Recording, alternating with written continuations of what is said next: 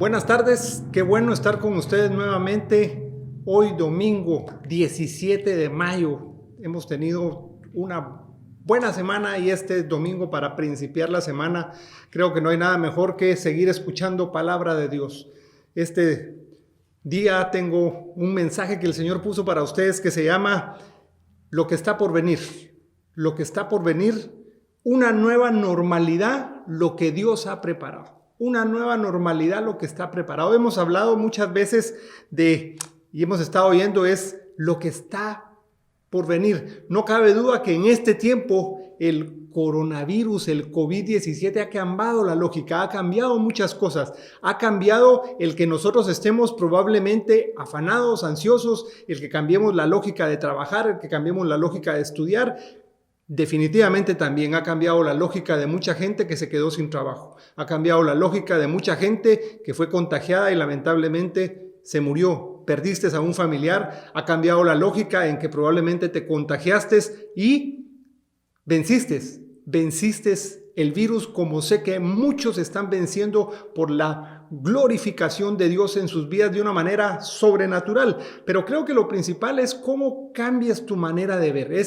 Lo principal en este tiempo es cómo tú te vas a relacionar con esta circunstancia. ¿Vas a ver solo la circunstancia? ¿Vas a estar viendo solo lo que se mira en la televisión? Esas noticias que muchas veces son manipuladas, esas noticias que lo que te transmiten es temor, pánico, miedo.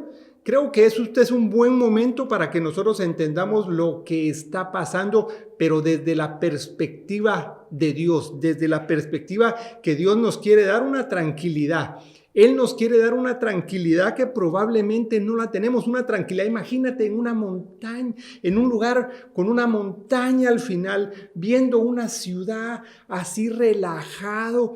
¿Qué puedes hacer para alcanzar eso? Es lo que voy a tratar yo de ayudarte el día de hoy para que nosotros podamos entender una nueva normalidad, aquella que Dios ha preparado, pero para que nosotros la entendamos, mira lo que dice Mateo 4:17. Voy a darte dos versículos que están relacionados a que nosotros podamos tener otra mirada, porque si nosotros tenemos la mirada horizontal, nosotros vamos a tener que preocuparnos de lo que el gobierno está haciendo, de las cosas que vemos. Pero si nosotros cambiamos la lógica como el Señor Jesús intentó hacer, Él traía un mensaje claro que en medio de lo que estaban viviendo los judíos, el pueblo de Israel, Él empezó a hablar de algo muy importante. Mira Mateo 4:17. Mateo 4:17 dice, desde entonces Jesús comenzó a predicar y a decir. Fíjate, dice, desde entonces comenzó Jesús a predicar y a decir, arrepentíos porque el reino de Dios se ha acercado. Imagínate, él está diciendo, empezó a predicar en un contexto, tú te puedes imaginar, ellos eran esclavos. Ellos tenían mucha incertidumbre. Y él empieza a hablar del reino de Dios, Mateo 5:3. Fíjate qué dice Mateo 5:3. O sea, en los evangelios lo vemos muy al principio. Dice, bienaventurados los pobres en espíritu, porque de ellos es el reino de los cielos. Entonces, Jesús llegó en un momento muy determinante y obligó a los israelitas, a los judíos, a enfrentarse a diversos modelos. ¿Por qué? Porque al enfrentarlos a diversos modelos y leyes, ellos tenían que ver otra opción. ¿Por qué? Probablemente el cruce para ellos de gobierno no era nada fácil vivirlo. Porque aunque el pueblo de Israel ya había pasado por esa situación de ser esclavos, lo estaban viviendo nuevamente desde otra perspectiva. Fíjate, ellos tenían que estar viendo el reino de Israel, el reino romano, y él empezó a hablarles de un tercer reino, el reino de los cielos. El reino de los cielos, tú te puedes imaginar, y es lo que yo quiero dejarte, es ¿en qué nos vamos nosotros a fijar? Sí, tenemos que cumplir las leyes. Nosotros aquí en Estados Unidos tenemos que cumplir, velar por conocer la Constitución, velar por la Constitución, por las normas estatales, las normas del condado. Pero Él les empieza a hablar también el reino de Dios. Y este es un tiempo en el que lo importante es dónde tienes fija tu mirada.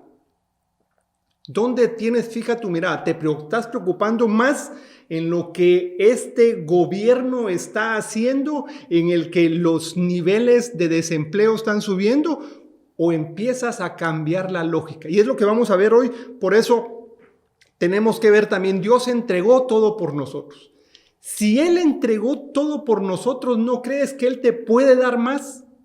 Mira Romanos 8, 31 y 32. ¿Qué dice Romanos 8, 31 y 32? Dice, ¿qué pues diremos a esto? Si Dios es por nosotros, ¿quién contra nosotros? Tú te puedes imaginar, ¿quién contra nosotros? El que no escatimó a su propio Hijo, sino que lo entregó todo por nosotros, ¿cómo no os dará también con Él todas las cosas? Fíjate lo que dice, no os dará pues con Él, si ya te di a mi Hijo, pídeme lo que quieras. Mira, por eso es que en este tiempo, este es el tiempo del ejercicio de poner, pero en evidencia, certeza y convicción. Certeza de lo que esperas y convicción de lo que no ves, pero sabes que va a llegar. Y aún más en este tiempo de incertidumbre. ¿Sabes por qué? Porque la incertidumbre lo que hace es que no podamos ver el futuro. Que no podamos ver el futuro. Ese es lo que más la gente está tratando de ver. Yo he estado hablando por este tema, la nueva normalidad, y estuve poniendo unas cosas en mi perfil de Facebook y mucha gente me dice, ¿me puede explicar más de la nueva normalidad? El nuevo normal. Sí, nosotros podemos hablar de una nueva normalidad, de un nuevo normal que vamos a hacer, pero Dios es el mismo. Por eso dice que entregó su Hijo por nosotros, como si Él ya nos dio. ¿Al Hijo no te va a dar todo? Si Dios se entregó a tu Hijo, ¿no te va a dar Él todo? Si Él ya te dio una casa, ¿no te va a dar todo lo que tiene adentro? Si Él te dio un refrigerador, ¿no te va a dar la comida? Si estás en este país, ¿no te va a dar todo lo que necesitas para que tengas una legalidad aquí en este país? Él inició su ministerio convirtiendo agua en vino. Yo me he preguntado siempre, y la pregunta que en su momento puedo hacerle es y oír, ¿por qué convertiste como primera muestra de tu ministerio el agua en vino? Es como para que uno pueda decir, si Él puede hacer vino, que no es un bien primario, un bien necesario, Él no te puede dar todo. He predicado algunas veces al respecto. Entonces, aquí es donde nosotros tenemos que replantear el uso de la fe. Si Él ya te dio al Hijo, ya nosotros abrimos el corazón y este es un buen tiempo, si tú me estás viendo y no conoces al Señor, este es un buen tiempo para que replantees. Este es tiempo de replanteos. Estamos en un tiempo en el que estamos replanteando las cosas y este es un buen tiempo de replanteo, que tú replantees tu vida frente a lo que Dios quiere y espera, porque Él da certeza y convicción, esperanza, amor. Entonces, este es tiempo de replantear la fe, porque hay muchas veces que nosotros queremos que otros usen la fe por nosotros. Hay otros que oren por lo que nosotros queremos, pero hay cosas por las cuales no se tienen que orar. Hay cosas en las cuales Él espera únicamente que hagamos el ejercicio de la fe.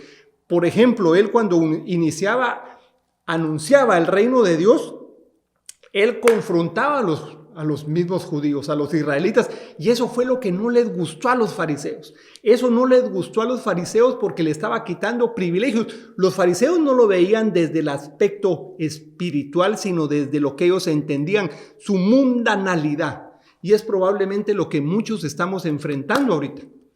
¿Tenemos trabajo? ¿Le damos más privilegio al trabajo ahorita? ¿O seguimos dando nuestra prioridad al Señor?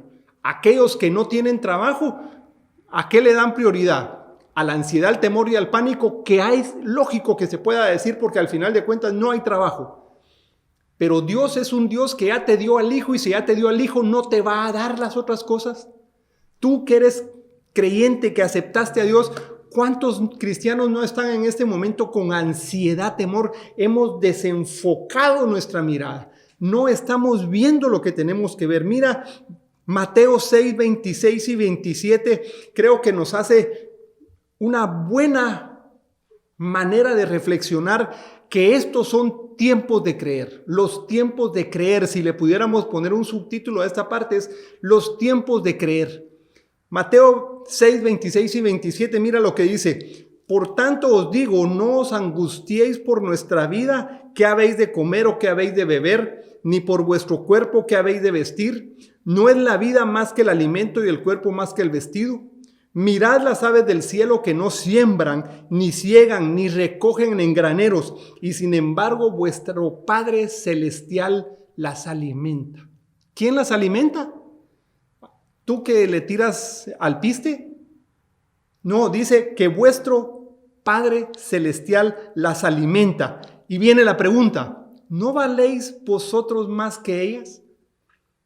Mira la pregunta que le está haciendo, ¿no valéis vosotros más que ellas?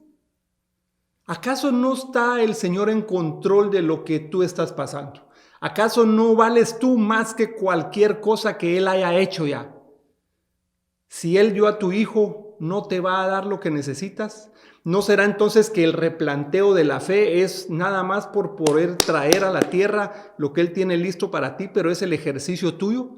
¿Te acuerdas lo que Él siempre le decía a muchos de los que sanaba? Por tu fe se ha hecho. Y a otros le decía, tu fe te ha sanado, tu fe te ha salvado. Él está dejando en evidencia que es el ejercicio de la fe. Es el ejercicio de la fe el que nosotros tenemos que hacer. Y el 27 termina diciendo, ¿quién de vosotros podrá, por mucho que se angustie,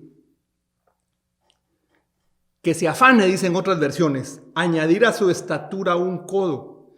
Entonces, Él mismo está dando las dos cosas. Dice, ¿no valéis vosotros más que ellas?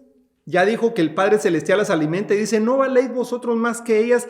¿Y quién de vosotros podrá, por mucho que se angustie, añadir un codo a su estatura?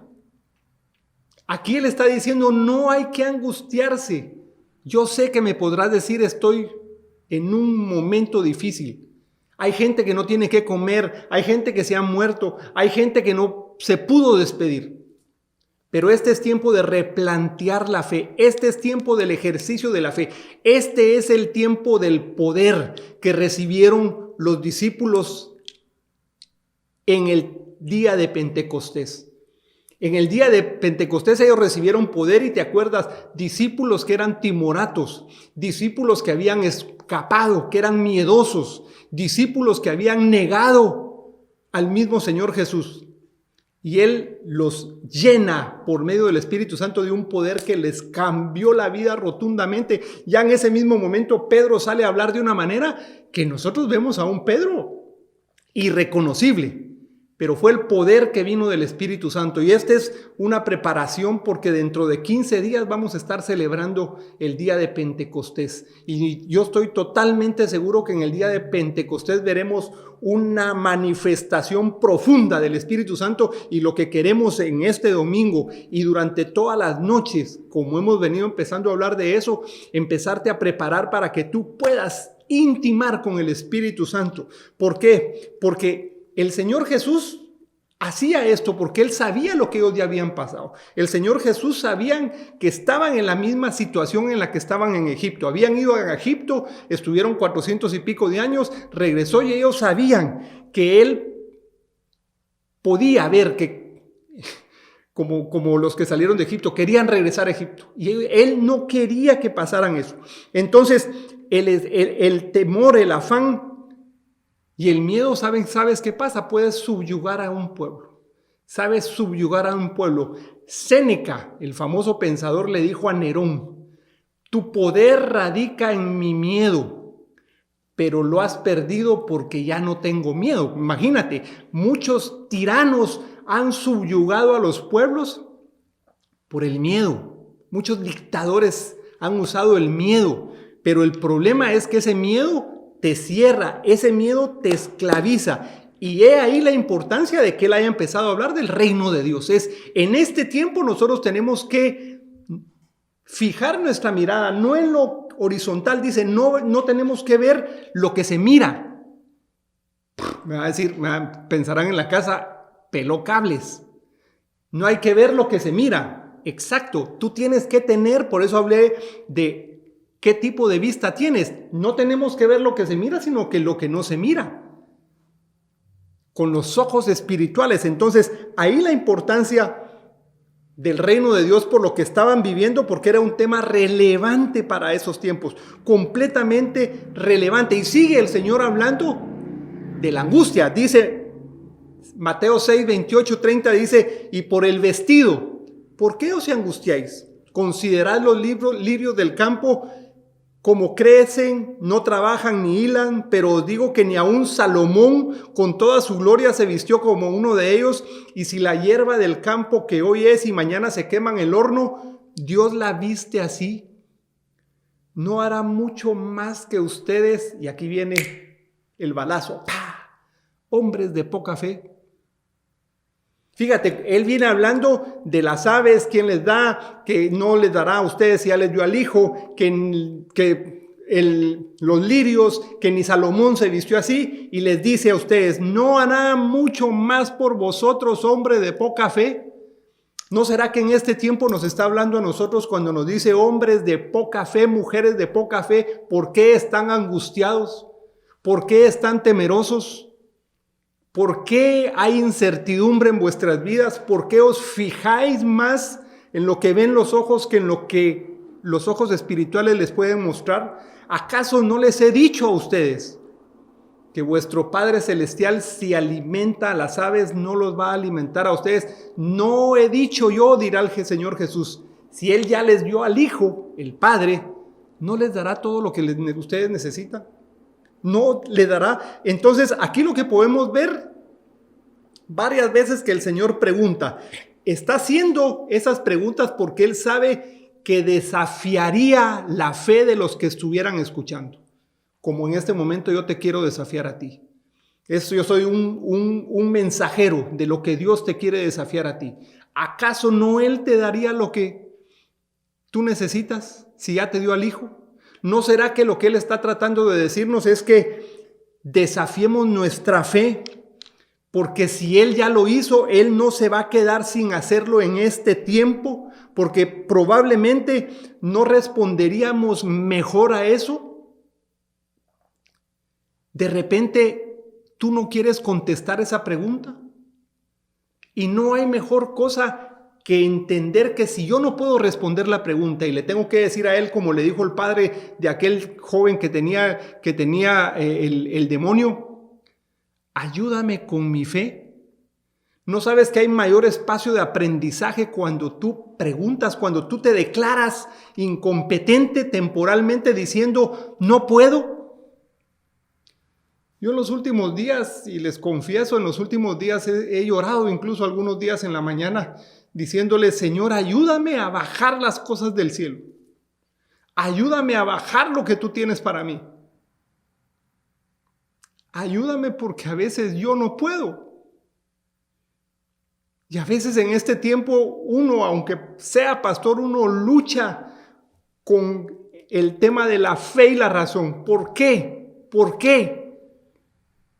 Para que veas que uno también pasa por eso, que uno no es un superhéroe, que uno es igual que tú, un humano.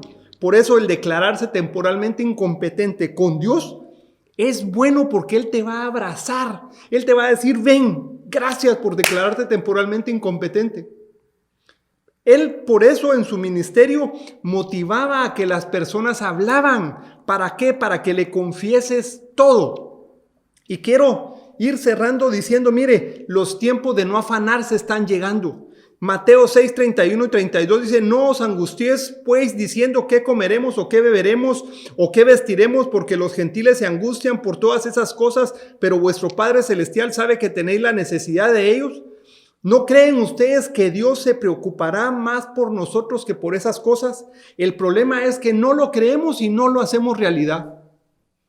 No lo creemos y no lo hacemos realidad. Él cuidará de ti, por eso dio a su Hijo a morir por ti. Entonces, lo que nosotros tenemos que entender es que hay que tener prioridades. Y quiero terminar desafiándote diciendo, ¿qué tipo de tierra eres tú? ¿Qué prioridades tienes?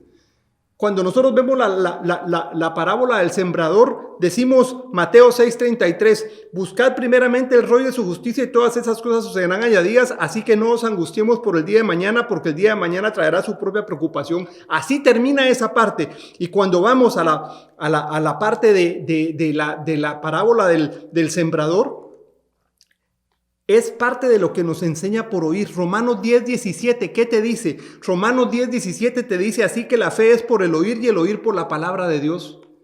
Es la parábola esto lo amarras con la parábola del sembrador, es la mayor muestra que tú escuchas y tienes que hablar.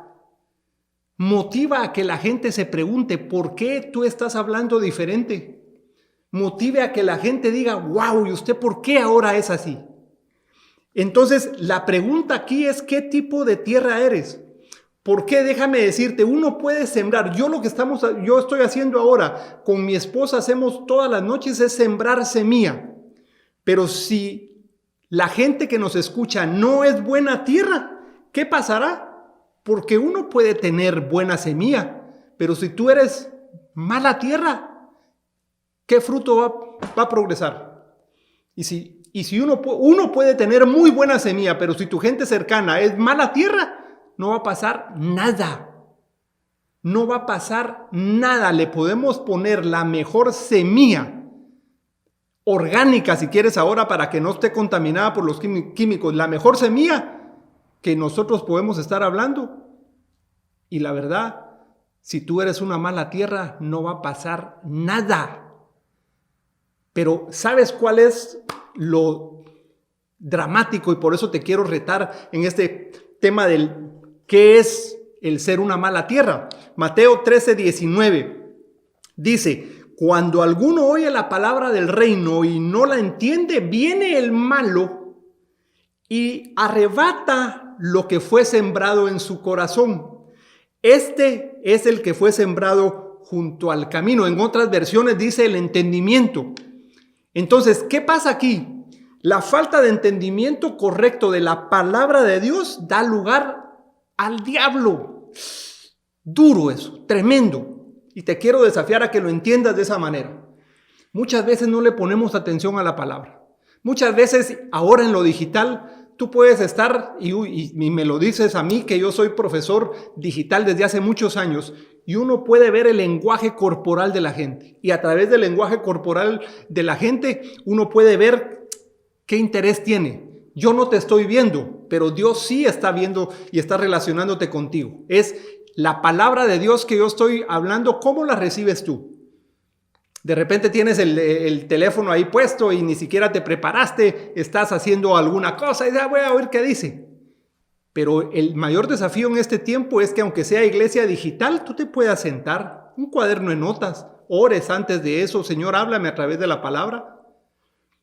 Y entonces, la falta de entendimiento da eso. Entonces, yo predico, pero ¿sabes una cosa? Que cuando se predica, el que está atento es Satanás. ¿Sabes por qué? Porque él lo que quiere es robar la palabra y poner su entendimiento, porque no es que tú pierdas el entendimiento. Lo que quiere él es que pongas el entendimiento de él, que prevalezca. O sea, que los que no entienden a Dios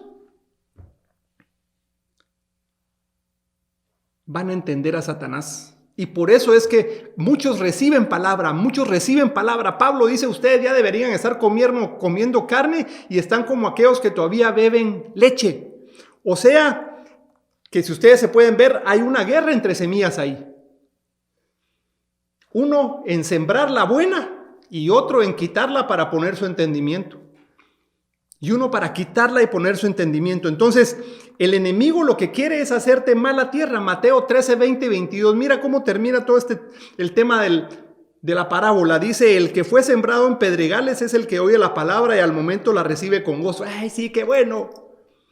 Pero no tiene raíz en sí, sino que es de corta duración, pues al venir la aflicción o la persecución por causa de la palabra, tropieza.